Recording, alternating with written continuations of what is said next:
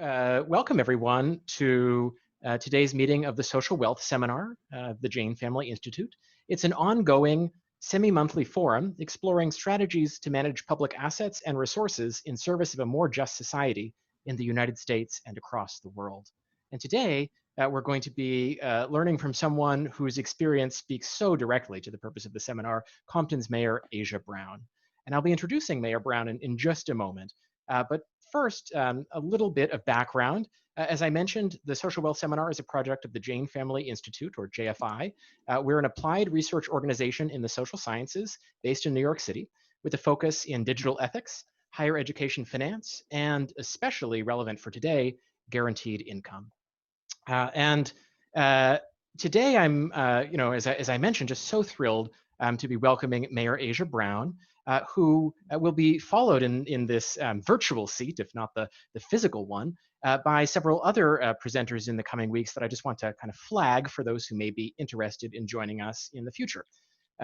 2 weeks from today, on Tuesday, November 10th, we'll be hearing from Steve Randy Waldman, who's the editor of Interfluidity. Then on Tuesday, November 24th, we'll be joined by Philip Rocco, who's assistant professor of political science at Marquette. And finally, rounding out the year on Tuesday, December 8th, we'll welcome Sarah Quinn, who's associate professor of sociology at the University of Washington. A little bit about how today's session will run. We'll begin with a 20-25-minute presentation by Mayor Brown, followed by lots of time for questions and discussion.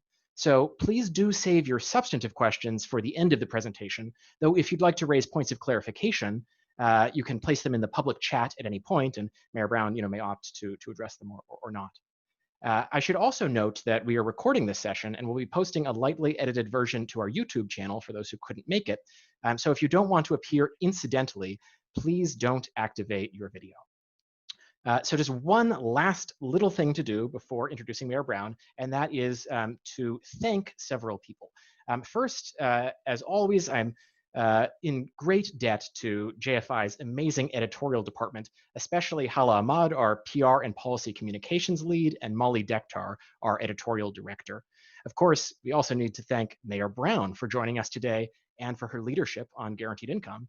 And finally, thanks to all of you for being with us today. All right, so with the preliminary words out of the way, it is now my great pleasure to introduce Mayor Asia Brown. Mayor Brown made history at 31 as the youngest mayor ever elected in the city of Compton. A national trailblazer, Mayor Brown's vision for Compton is a revitalization strategy centered on 12 key principles that focus on family values, quality of life, economic development, and infrastructural growth. She was overwhelmingly reelected to a second four-year term in June of 2017. Mayor Brown is focused on improving outcomes through policy reform, innovation, and strategic partnerships. She proudly serves the citizens of Compton by developing and implementing public policies that facilitate guided growth through the protection of community assets. And of course, we'll be learning more about some of these policies in just a minute. Mayor Brown is the recipient of the esteemed 2016 John F. Kennedy New Frontier Award. She also received the Brave Ones Leadership Award by LeaderCast in 2015 and was awarded the prestigious University of Southern California 2014 Young Alumni Merit Award. She also has received the National Action Network Martin Luther King Award for her youth, women's rights, and socioeconomic equality work in advocacy. She holds a bachelor's degree in public policy, urban planning, and development, along with a master's degree in urban planning with a concentration in economic development from the University of Southern California. Mayor Brown, it is such a pleasure to have you here with us today. Please take it away. Thank you all very much. It's a pleasure to be here with all of you, and especially with the Jain Family Institute. You all have been a quiet force in our guaranteed income pursuits, as well as just our entire community development model. And also just a special thank you to all of our Compton team members that I see here with us. Pleasure to be with you all. And I'll be prepared to start our keynote when you are ready. Oh, great. Would you like me to run through the presentation? Yes, and I can kind of give an intro once you're situated. Yes, absolutely.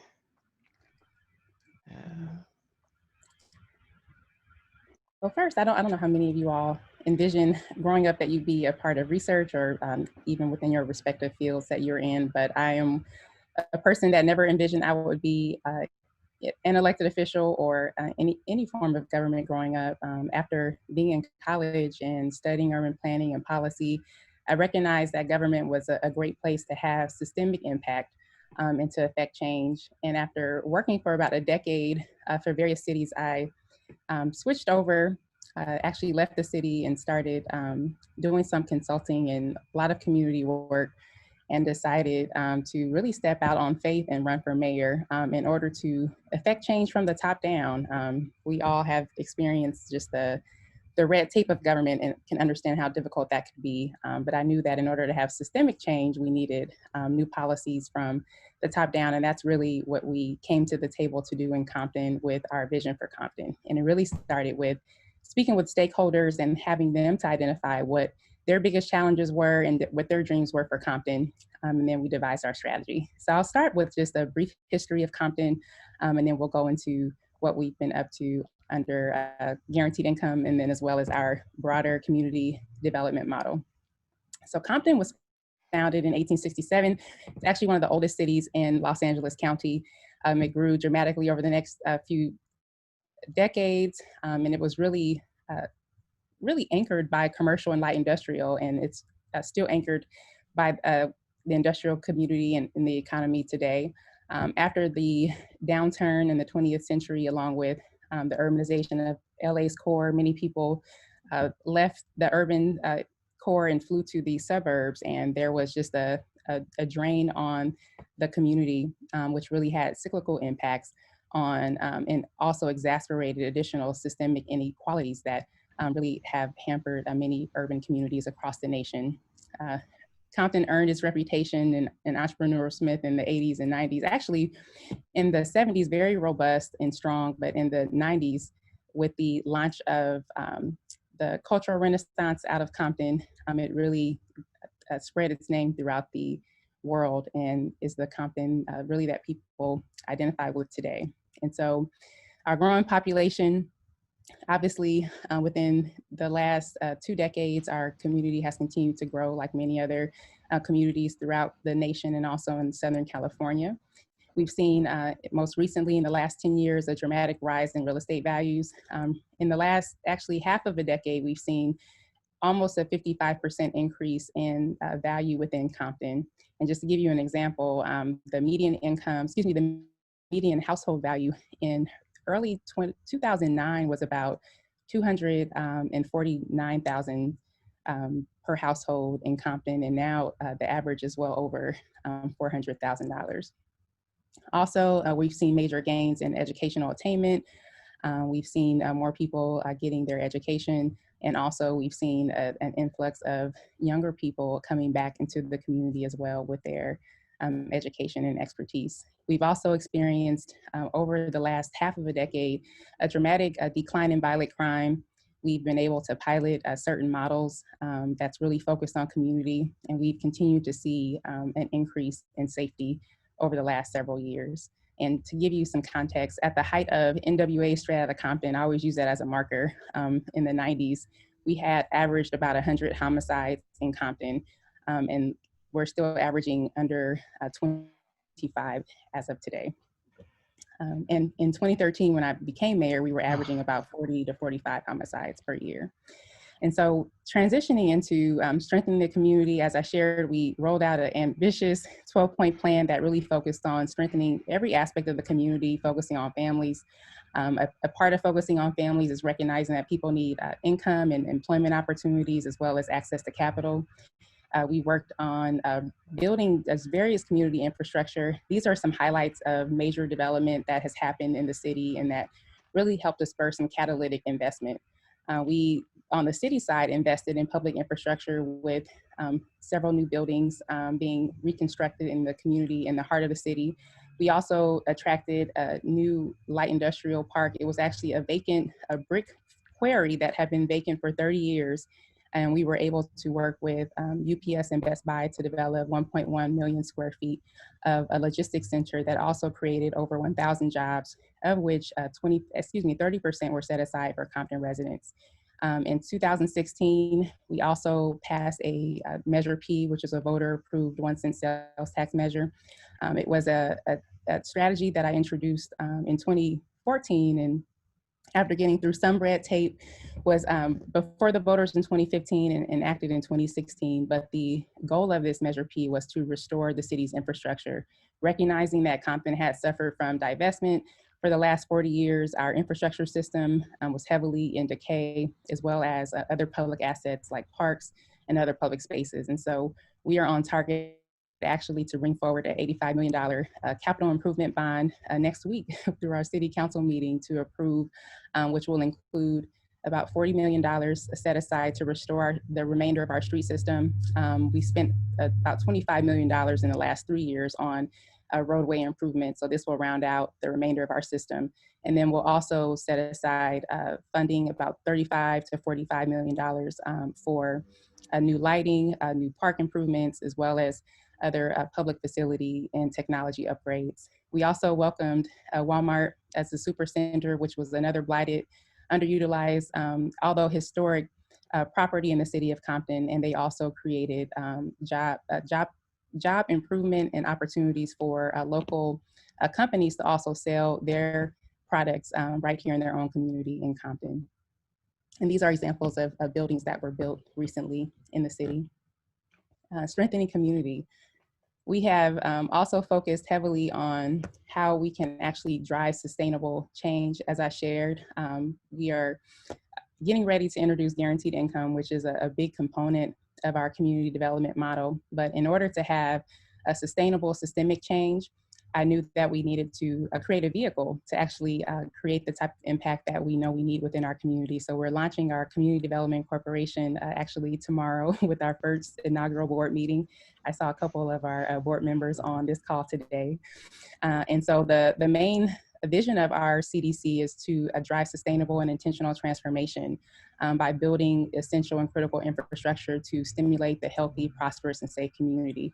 Recognizing that communities that are blighted or underserved, historically there's a drain on obviously human capital, social capital, as well as financial capital. And so we are looking to actually supplement the Compton economy and also build a new stream to actually leverage on our creative capital, which we've been world renowned for.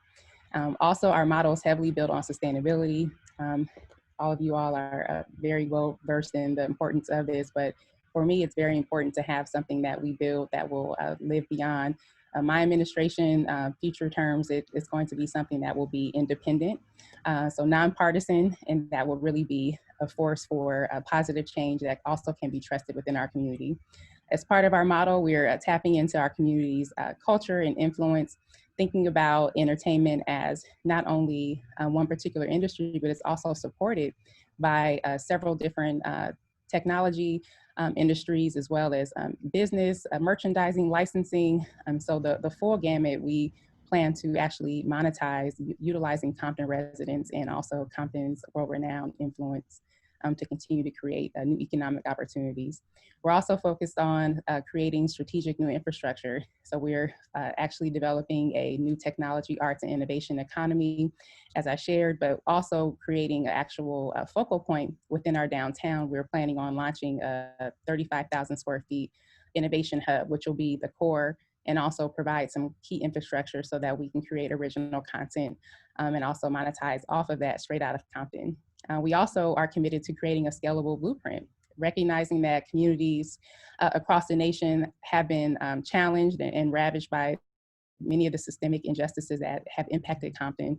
I've traveled the nation and even some parts of the world, and the same issue is the same. When you think about blight and families that have been impacted by cyclical poverty and trauma and institutional racism and over-incarceration, the outcome is that there is a need for intervention, and there has to be a strategic and direct new reinvestment. And so we're creating a model that hopefully can be spread through other communities where they can actually activate their community, as well as different partners that have come from their community and that have a desire to reinvest. Also, as I stated, this CDC will also override political dysfunction. I have spent a better part of my 7 years in many political battle after political battle that has truly just been unnecessary. When you think about the level of partisanship at the federal level, there's also partisanship at the local level. It may not necessarily be Democrats and Republicans, but it's usually old guard versus new guard, old concepts versus new ideas. And so there's always this constant struggle. And I recognize that if there's a stronger entity that is focused on being pro-Compton, that's really going to be above the fray, that we actually can stabilize our community by putting its vision and our upward mobility and trajectory in front of everything else. So that is a core component of this model as well. Next slide, please. And so our core values, again, nonpartisan, very important. Our accountability is to the people. I believe that people are definitely experts in our own conditions, and they're also the key to really strengthening our community and also transforming it. And so everything that we're focused on is how can we strengthen Compton residents and ultimately the Compton community.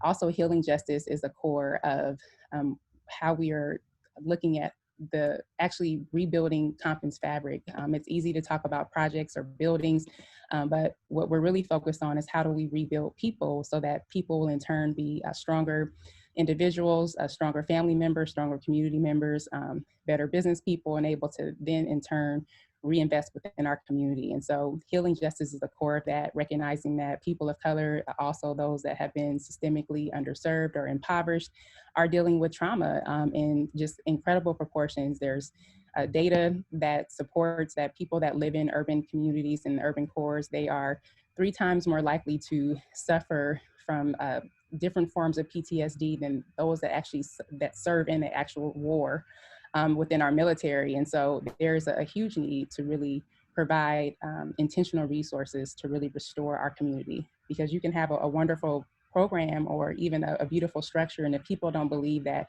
they're worthy to access that service or they're worthy to access that new development or resource, then they won't. And so we want to be able to bridge that gap.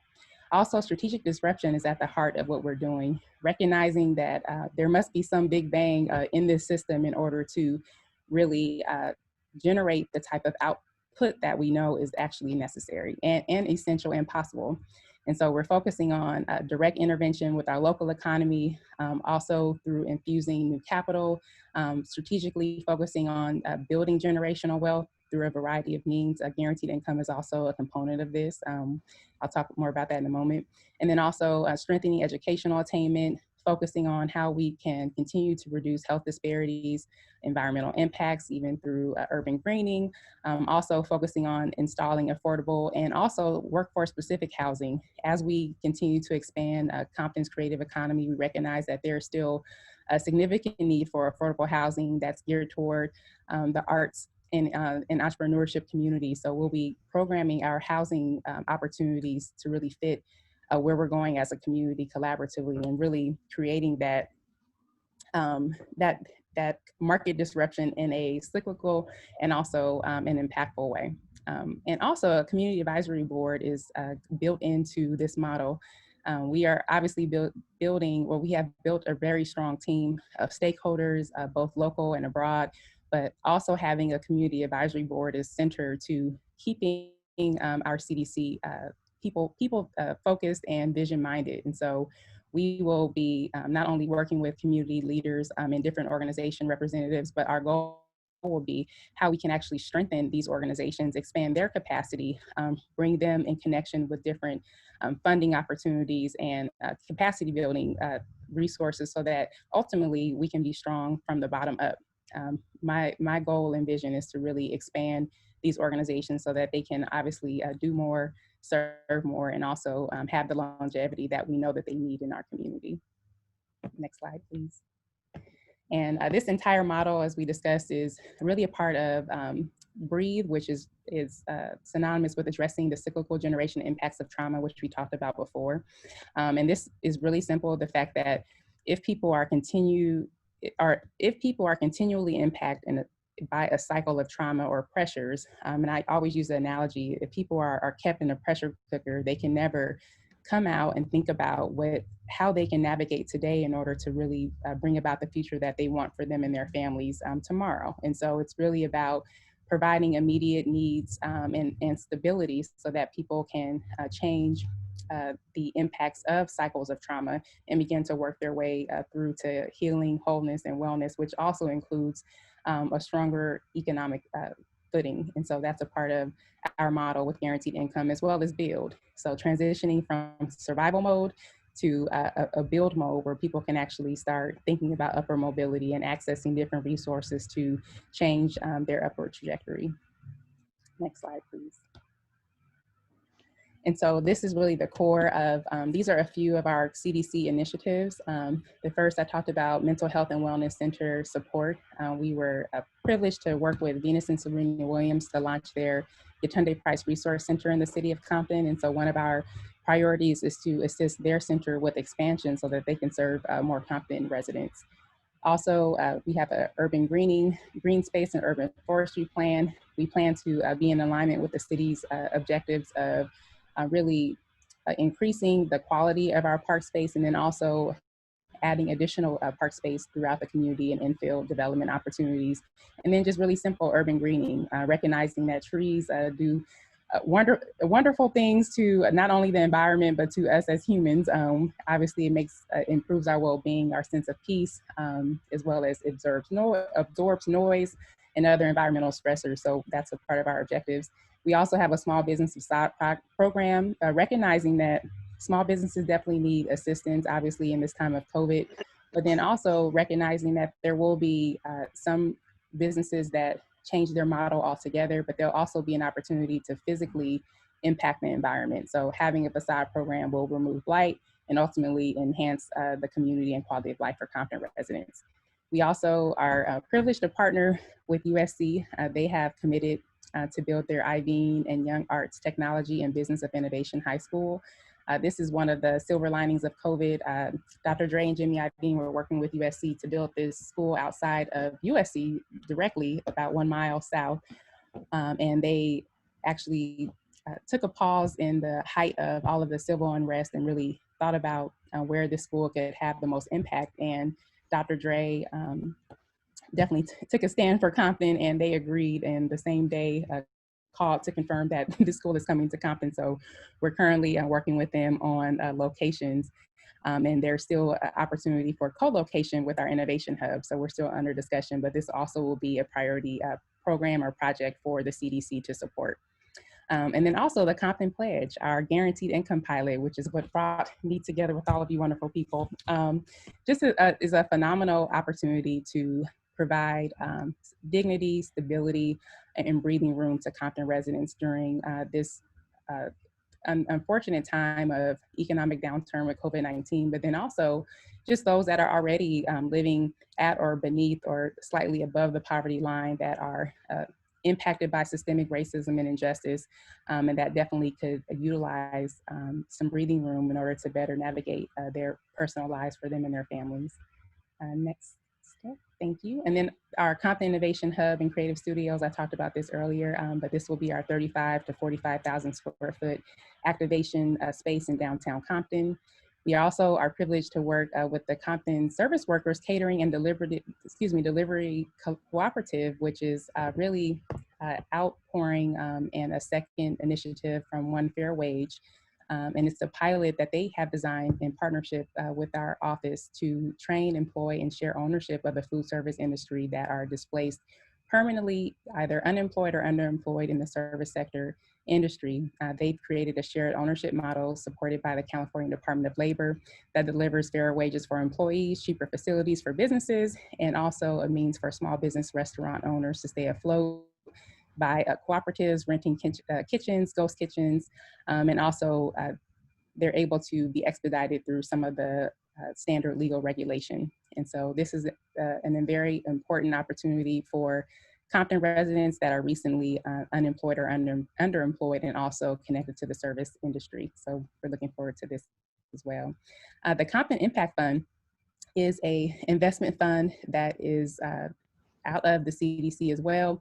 It will be launched in tandem with the Community Development Financing Institution, which is a more arduous process, but we actually saw Sabrina Conyers on this call today. She's actually leading the effort of establishing this fund, but the ultimate goal will be to provide more access to capital, and also to ultimately be essentially the bank in Compton where we can make decisions for microloans and crowdfunding and small business funding directly to either CBOs or entrepreneurs or those people that need assistance in Compton that meet our core objectives.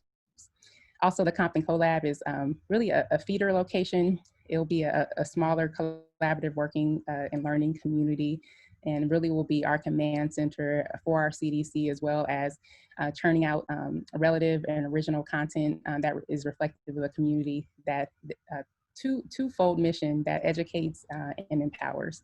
And so we're excited about this as well. And then lastly, the Compton Sports Complex is a conceptual project that has been on the books for the city for many years, and our CDC will be taking a lead to find a private partner to actually build out about 4 acres of a 16-acre site, and to make it an active recreation space for Compton residents. Being an urban community of 10 square miles, we're still very much park-poor like most cities throughout the LA County region, and so installing a multi-acre active recreation complex will be transformative for our community.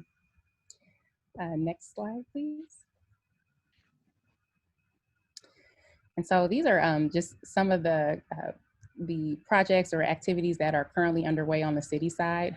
We have approved a Compton Artesia specific plan that has identified about 750 acres for a possible activation. And so this includes the Blue Line Station, which is actually traverses Compton. There are 2 actual lines, there's 1 line in Compton, but there's 2 stations in the city as well. And so one station, the Southern Station, is surrounded by a casino, hotel, also a super center, but there's ample open land. And so we've been working with the hotel owner, and they actually have prepared their own master plan for a entertainment complex in alignment with our vision.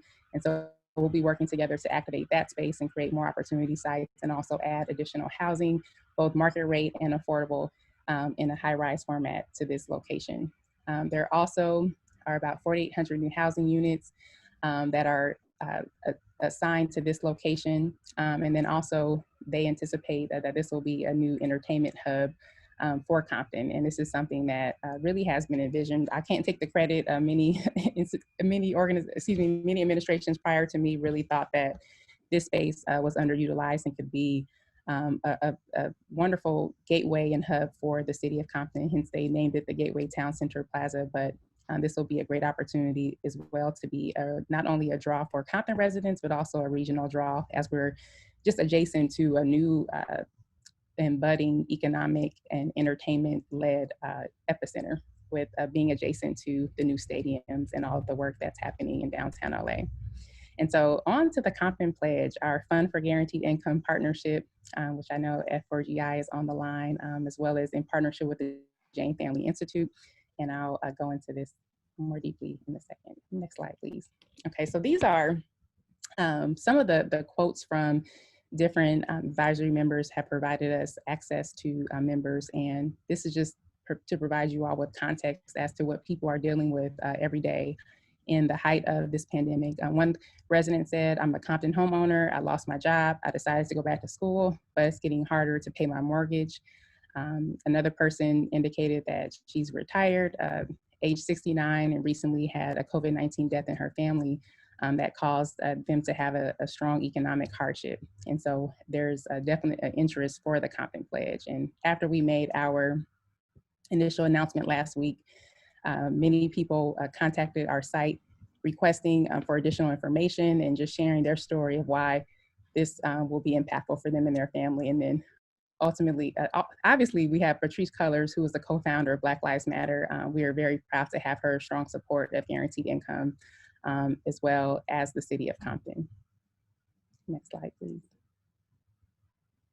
And go straight into Compton. So the Compton Pledge, we're focusing on providing direct cash payments to 800 low-income residents over a period of 2 years. The test will be a more inclusive and effective mechanism for cash transfer delivery. We're emphasizing that guaranteed income is a means for pushing toward economic and racial justice and reparations, and really an atonement for being shut out of a system and disenfranchisement. Our target is 1 in 4 that are unbanked, formerly incarcerated who are denied benefits, and also the undocumented who are denied the right to a fair and minimum wage and CARES Act relief, and so, or unemployment insurance. And so we're really focusing on the segment of the population that is continually shut out from accessing the benefits of the system, but yet are a strong part of making a fair contribution to the system. We're also examining policy solutions for long-term sustainable financing of guaranteed income at the municipal level, recognizing that the city obviously is a partner, but has an opportunity to also commit to funding and financing guaranteed income on an ongoing basis to supplement the needs of Compton residents. Also, we are in process of securing government waivers to ensure that participants can continue to access these funds and not have other secondary impacts on benefits that they may receive currently from various sources from the government. Next slide. And these are the organizations that are taking the pledge. And I'm pleased to have Sherla with us on here today, which is the Coalition for Human Immigration Rights. We also have Color Compton, Shields for Families, Compton Advocates, Original Nation, the Brotherhood Crusade, our Compton MBK, which I saw Compton MBK, Jaron Savage on the line, One Fair Wage, as I spoke of before. We're also partnering with them on another initiative. And then we also have Compton Youth Build, which have been just tremendous education partners in the city of Compton. Next slide. And yes, the disbursement process, the Fund for Guaranteed Income has been working diligently to create a new and independent payment portal. Recipients can receive payment through Venmo, PayPal, and other means. Portability is the pledge can be rolled out easily to other cities and organizations that wish to implement the cash transfer at scale. And so this model, again, is sustainable and shareable across other municipalities. And then the functionality, it will allow recipients to receive payments and also check their payment history and access, which is a really important component for me, is they'll be able to access other services from 10 local organizations, as well as open free savings accounts, and also change payment options. And then also just to ask questions and again, have access to additional tools. And so we are also obviously focusing on providing a supplement to their income, but also equally importantly for me is making sure that individuals that participate, have access to tools for upward financial mobility. Most people, they continue cycles that are handed down to them or that they learn from other people, but to actually be introduced to healthy financial practices can make a significant difference, obviously in their lives, but also in the lives of their children. And so we're excited to continue to intentionally provide them with tools to strengthen their own financial acumen and ultimately outcomes. Next slide. And our Compton Pledge payment platform. So this is just a snapshot of our Fund for Guaranteed Income and the payment portal that they have designed. As you can see, there are various options, very simple and intuitive to use, hopefully definitely bilingual. And we'll be testing just various components of our payment portal with our advisory board members and also with a few other participants, just to make sure that it's user-friendly and that we're able to truly service our population. Next slide. And this is the research component. I'm going to ask Michael to step in if he doesn't mind and talk a little bit about just the research model and what we'll be measuring and all of those great things. Sure. Thank you. I appreciate this surprise calling on me, Mayor. You're always ready. So, one of the reasons we were so excited to take this on, and I'll be very quick, as I don't want to interrupt the mayor's presentation, but was that we saw an opportunity here to really sort of try to make the definitive study of guaranteed income, not just on the premise that we don't know what people are going to do with the money and how effective it's going to be, but really on the notion that we want to understand how to optimally build a guaranteed income and make this both portable to other cities and make a national, even international policy case out of it. So without going too much into the research, I'll say that we are studying multiple forms of both multiple forms of disbursement and also different disbursement amounts and periods. So some people are going to get the money annually, some people are going to get transfers bi-weekly. So we want to understand what the effects of that are. Something just sort of in general important to our research methodologies at JFI is that we have a qualitative as well as quantitative component. And one of the researchers on the study recently described the qualitative component to me as a lens onto the quantitative component, which I think is very important, but also it allows us to capture what this really means to people in their sort of lived experience and in their daily lives. We're also going to be working with researchers at Compton College, and I think to try to understand also from the perspective of the community how this program affects it and what advantage they can take of it. And then, yeah, I mean, because we do want this study to be, sort of as definitive as possible, especially in a policy context, the surveys that we're conducting are intended to be very comprehensive. And the mayor has said already today from the populations here, as well as sort of some of the research desiderata, like understanding especially effects on trauma and psychological well-being, which is a high priority study. But otherwise, really trying to make a case for guaranteed income.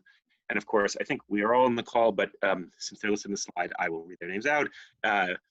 Sidya, Research Director JFI, Johannes, who is the PPI, Jonathan, Suin, and Sarah. We're all extremely grateful for their work. And I'll say quickly that also working with Compton is the nature of 2 years of research design. So we are very grateful to Mayor for the opportunity to work on. Thank you.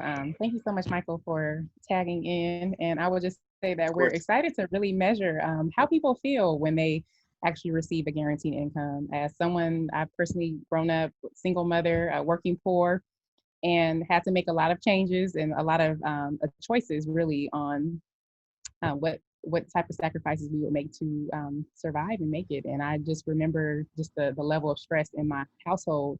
Even my mother tried to hide how she felt. I was intuitively in tune with her, and I could just see the pressure of trying to make bills, making sure that we were able to pay for our shelter, as well as if other extracurricular activities came up. I remember just feeling stressed, even not wanting to share them with my mother. And that's just certain things that kids shouldn't have to think about. And we think about systemic inequality and all of those impacts from educational and just various levels of exposure. But being able to measure how people feel, I think is going to be very important to crafting additional policies for just humanity and equity, and also just better quality of life. So we're looking forward to that as well. Thank you all so much for allowing me to share what we're up to in Compton. It's my favorite part. Any questions or conversations? I will leave it to our team here to facilitate. But again, thank you for allowing me to share. Oh goodness, thank you so much, Mayor Brown, for that really comprehensive presentation. I mean, it's pretty hard just not to be really energized by the quantity of initiatives that you have going on in Compton. I mean, it's just really remarkable to see this, kind of list in one place of the different components, for instance, of the agenda of the CCDC, the Breathe and Build initiative, and kind of that as an umbrella for so many different policies and plans. And then, of course, the guaranteed income program that has so many of us here on the call today really thrilled. So it is just spectacular to have this kind of an overview of what you've got developing in Compton. So I'm sure many of us now will have questions that they would like to share with the group. So as is always the case here, at the Social Wealth Seminar, there are a couple ways to ask a question. So if you don't mind appearing on the camera, then I would ask, please put your, just indicate in the group chat or directly to me that you have a question, and I'll call on you, and you can turn on your video and introduce yourself and ask your question. And if you'd prefer not to appear on the recording, then just type your question in its entirety into the chat. You can send it even directly to me. Let me know you'd like me to ask it, and I'll be happy to do that. So either of those would be excellent. And my goodness, the questions are already pouring in. So let's get right into it. And I see that The first person who's indicated is Alex Jacobs of JFI. So Alex, would you like to introduce yourself and ask your question? Sure, thanks, Paul. I'm Alex Jacobs. I'm the COO here at JFI. Mayor Brown, thanks so much for joining us and sparing some time. We've had the pleasure of working together a little bit along the way so far.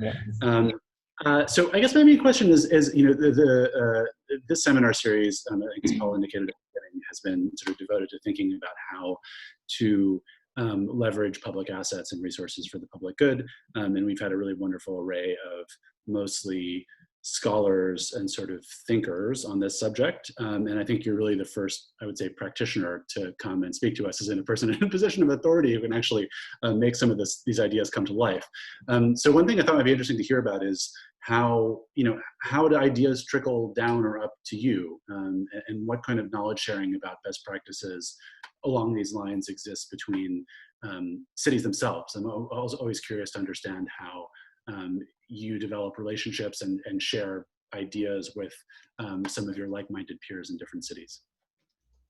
Absolutely. When I was elected, because I was a practitioner, I came in, I think, with a different perspective and slightly different agenda that was really focused on some very specific outcomes. And having worked in the city's redevelopment agency for a couple of years prior to becoming mayor, I recognized just the opportunities that we had development-wise, and also what opportunities we had to leverage. And then also I was very acutely and keenly aware of these challenges and obstacles. And so that gave me a different perspective and a toolkit coming in with an agenda. But after becoming mayor, I was a part of several networks from the Bloomberg Harvard Institute. They generously provide a new mayor's boot camp and just kind of scare you into being able to get through some emergencies or unknown bioweaponry and all types of disasters that you never think will really happen, but they do, as we can see.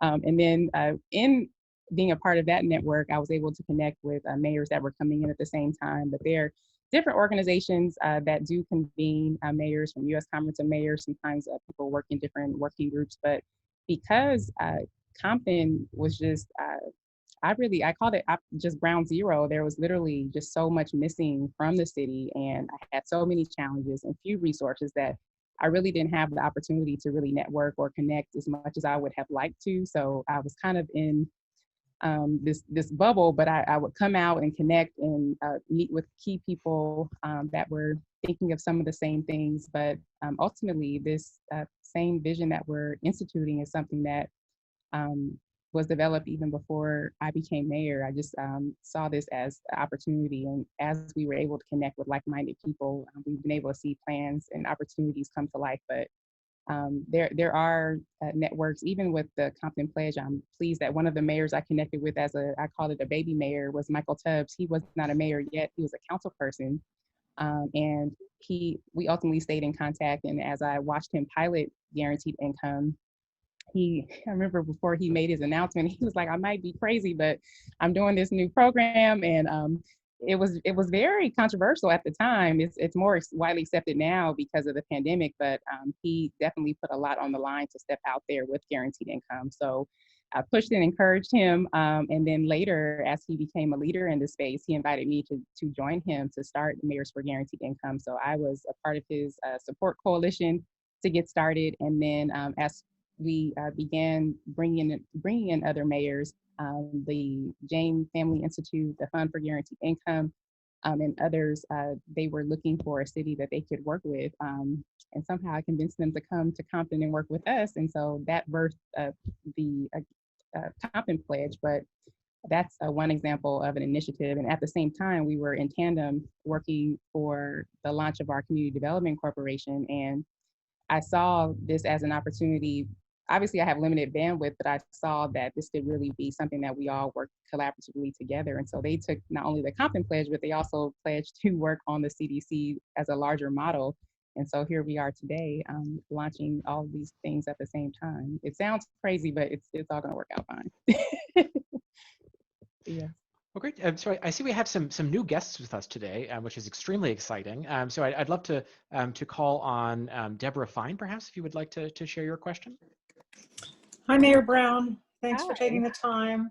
How do the waivers work? And are you going to try to get waivers for, you know, medical, housing, food, and then for the modelers, if you don't get all the waivers, how does that work in terms of the study efficacy?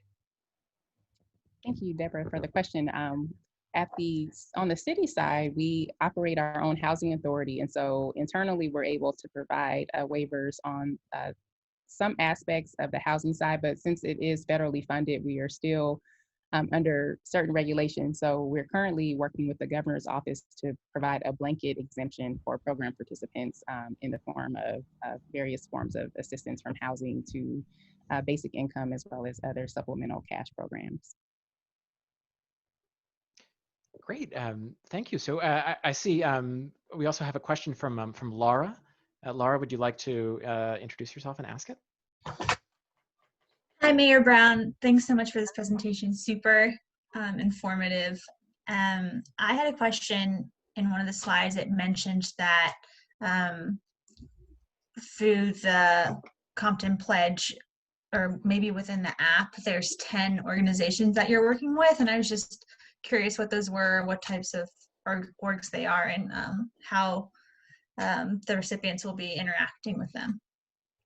Thank you for that question. We actually have several of our advisory board members on the line today, but there was a specific slide that named them all. But on a visual representation, I see Sherla, which is the Chicano Hispanic Immigration Rights Los Angeles. They focus on servicing the Latino and immigrant community in our city. We also are working with Compton College. We're also working with a leader she's also with with Compton College, but also with USC, and so she's being a bridge, Dr. Sharani Little, between these organizations, and also focusing on the implementation model. We're also partnering with Compton Advocates, Brotherhood Crusade, Compton Youth Build. They're another local educational and also a form of just restorative justice work that they work with young people that have had some a challenge within their life, and they have actually restored so many back to just a positive trajectory in their life. We have different organizations that range from focusing specifically on young people, on immigrants, from low income, Shields for Families. They're a very large and well-established organization that provides anything from housing to job training, placement. They provide full wraparound services. One Fair Wage is another advocacy vehicle. So we have a broad base of coalition organizations that are representative of the community, and their role will be to help us identify any obstacles to meeting their respective constituency, and then also there'll be a portal of connection with potential program participants, and then also they will help us divide and then also service our population that is actually selected for the pilot with additional resources. So training, access to additional supportive tools, a variety of mechanisms that they're all drafting and forming together. So this will be an ongoing process that we'll be really able to collectively wrap our hands around program participants for the next 2 years. Great, thank you. I have to say, I'm so excited for the next question, which comes from another of our amazing partners, this one in Brazil. Leandro Ferreira is here, and really be wonderful, Leandro, if you wouldn't mind introducing yourself and asking your question. Thank you, Paul. I thought Michael had a question before me, but we'll get to thank him. I'm much more priority than you are, Leandro. Thank you, guys. Mayor Brown, it's a pleasure to be here. My name is Leandro. I'm from Brazil. I'm the head of the Brazilian Basic Income Network here. We are having a super exciting moment here because a number of policies are being rolled out based on basic income principles, but most of them are actually guaranteed income. So we do consider that we have incremental steps ahead of us as we move in municipalities, but also in the national level to more, general and broader guaranteed income policies. So it's a huge pleasure to be here and to talk to you about this. Last week we had just launched actually a lot inspired by the Mayors for a Guaranteed Income, a coalition of candidates to, the city councils and for city halls in support of a basic income or in support of to guaranteed income policies. It was actually really inspired by your initiative there. So I'm kind of, having this approach as someone that is watching you really, really close with everything that you are publishing and so on. But I have questions from about your feelings as a political leader on these guaranteed income policies that you are managing. I understand that you are very well supported by GFI team when it comes to follow results and to roll out policies and building structures that you need to pay and to monitor things. But I want to know, what do you feel like of the population? Because you have, I saw you have like 100,000 people in Compton. How do they feel about it? Do you feel that there's a lot of prejudice against this kind of policy? Because Bolsa Familia here, which is our national program, faced a lot of problems about this. It was a subject for every election that we had from 2006 to 2018. People's arguing that poor people would have more and more children to receive benefits, that they would be lazy and they would not work anymore. I want to know, how do you feel that, and if that was any kind of objection for your decision to go for a guaranteed income policy from a more political point of view, because that changed a lot in recent years. I want to know if that is also changing in the US and in Compton. And the next question, actually, I have two, is that if you feel that guaranteed income could be a step towards a basic income, a full basic income policy, because I understand that also in the US you have this kind of non-incremental approach to public policy, which is very different from here.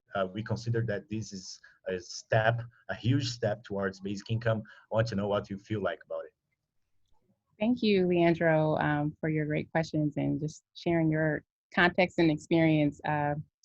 I would start with your last question first. I wholeheartedly believe that this is another step toward the many that have come before us to really establish a federal guaranteed income, universal basic income floor in the US. I think that the opportunity, there's just a window that we're experiencing that really was opened up by COVID, and really the amplification of the structural inequalities that are prevalent in our nation that were more easily ignored just because people were obviously more prosperous. They were able to survive. And when we've seen our unemployment rate across the nation really mushroom almost 3- and 4-fold in many instances, there is a need to address how people will survive, how we'll define ourselves as a nation in terms of obviously the haves and the have-nots. We have the top 1% that are continuing to grow economically, even during the downturn, and the bottom 99 are struggling.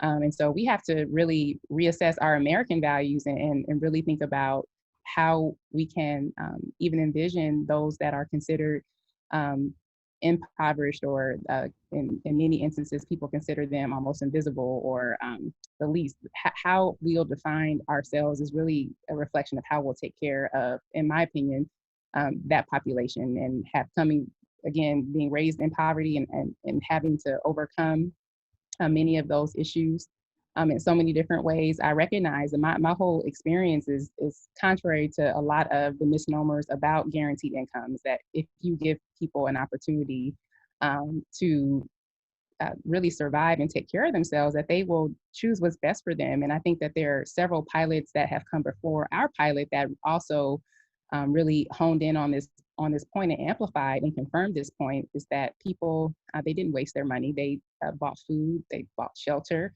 they provided better educational opportunities for their families. Some people went back to school. Some people decided to spend more time with their children. So there are real implications that really reinvest into the totality of our community, because it's not only about those that contribute to society economically, but how people can also contribute to the fabric of our community in many in different ways in a totalitarian model. And so I believe that it's just a key opportunity, again, to redefine poverty and to really make a federal policy, and also one that's rooted in good economics. There is a high cost of poverty. There's a high cost of having failed schools and poor access to healthcare and all of the things that we ultimately pay for, continued cyclical incarceration, and all of the things that ultimately all people pay for at some degree. So I think that there's a converge of necessity and opportunity that will also create a pathway for guaranteed income to be a national policy and discussion. And some of the political implications, Leandro, as I shared, Mayor Michael Tubbs, and I will continue to continue to amplify how courageous he was in really stepping out with guaranteed income when it was something that wasn't is readily accepted. And again, for many of these misnomers that you identified, people just not understanding the behavior of people in poverty, not wanting to be receptive to how guaranteed income can make a difference. And so he really bore a lot of the burden. And in this way, there are many mayors that are stepping up at this point, but not to the same degree of scrutiny. I've received my share of hate mail about it, but as a whole, people are very supportive. And especially at the community level, you also asked how people feel just with the announcement. I have received so much wonderful feedback of people who, one, they will not qualify for the program, but they are just happy that people in the community are going to get this opportunity because they recognize that we're all connected in some way. And so there are so many people that are just happy that it's here in Compton and that people will receive the income and can have an opportunity for a better life. And really, this, for many people, especially those that live in poverty, this may be the only chance or the only breathing room that they've ever experienced in their life. And I'll just wrap up with this. My mother raised my brother and I by herself, and she never had a savings until I was into my adulthood. And so thinking about the pressure of never having a simple emergency fund and how that continual stress is applied compoundedly for years is just something that has never been measured. And so this study will also measure how people feel and measure that relief and measure how people are able to feel and think differently about themselves and their community. So it's just a wonderful opportunity. And lastly, Leandro, Michael has shared some of the amazing, impactful work that you all are doing in your country. And I know that you all are at the ground floor, just very avant-garde in so many different ways, but we are cheering you on, and I look forward to just hearing more great things about the work you're doing. Thanks a lot. Congratulations again. Thank you. Well, Mayor Brenna, I know you have a council meeting coming up. We have one last question on the docket. Is there time for one more, or is it? Oh, wonderful. Yes. Well, so Michael, would you like to round us out? Everyone's calling me by surprise today. Yes, I actually had just an incredibly anodyne question because, we've got to spend only a little bit of time with you the last few months, and I'm really curious in understanding how and why you got into politics to start out. You seem too nice for it, frankly. I am, Michael. I was not. Very effective, which is its own mystery. I am. I'm a real human. I don't know. No, I never thought I'd be here, Michael. I promise you, from the bottom of my heart, I never thought I'd be here. In college, I worked with teams. I was always a leader, and so people thought that I would be in some form of leadership, but never, for me, at least in politics, because for the same reasons why the nation is divided right now, I just didn't understand how. And I really had a disconnect because my whole life was spent on survival and doing what I had to do in order to do what I wanted to do. And so when people take a political position, you're automatically putting your own personal interests or perspectives above the greater good. And that's so counterintuitive for me. And then after working in cities, my plan was to work in cities for some time and then transition into the private sector, definitely start a CDC, but at the same time, be able to help the private sector better navigate on how to work more collaboratively with the private sector, because I always believe that there could be just explosive impact with to partnering together toward a common goal. And so after working in cities and just seeing the challenges and missed opportunities, I couldn't rest. Literally, I was asking people to run for mayor because I was so fed up about really, I knew the potential in our city. I knew that everyday working people didn't have time to watch their government and make sure that their government would work for them. And so I became even infuriated that people were being taken advantage of and that they were paying their taxes faithfully and they weren't receiving the services that they deserved and that they didn't have anyone planning for the future of them and their families. And so after asking a ton of people, everyone said no. I even asked my husband, that's my best friend, my wingman, and he said, Asia Brown, you need to get out of here. You were born for this. I want to support you. And he gave me my still largest campaign donation to date. And I stepped out there on faith. And thankfully, the lives that we touched just by serving my community, they all stood with me.